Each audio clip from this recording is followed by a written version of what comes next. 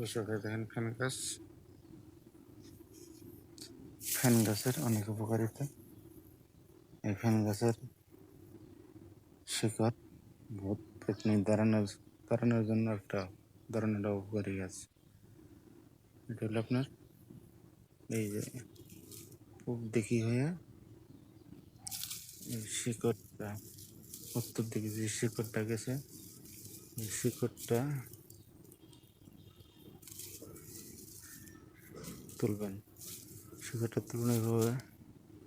জাগো গাছ, সত্যযুগের গাছ, তুমি খুলে দিবে যাবো, যে কাজে লাগে, যে কাজে লাগাই সেই কাজে লাগো, তো হয় তোমার ধর্মের এই কথা কইয়া এক নিঃশ্বাসে এই শিকড়টা, এই শিকড়টা এক নিঃশ্বাসে এইভাবে এই যে উত্তর দিকে যেটা শিকড়টা আছে এই শিকড়টা তো উঠাবেন। এই যে এই শিকড়টা উঠে এসে ভূত ধরছে, তারপরে ভূত ধরে তারপরে শিকড়টা নাকে শুঙাবেন। নাকে শুঙার সাথে সাথে ভূত দমন হয়ে যাবে।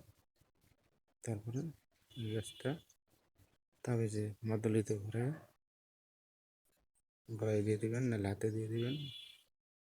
ইনশাল্লাহ ভূত পেতনি থাকবে না।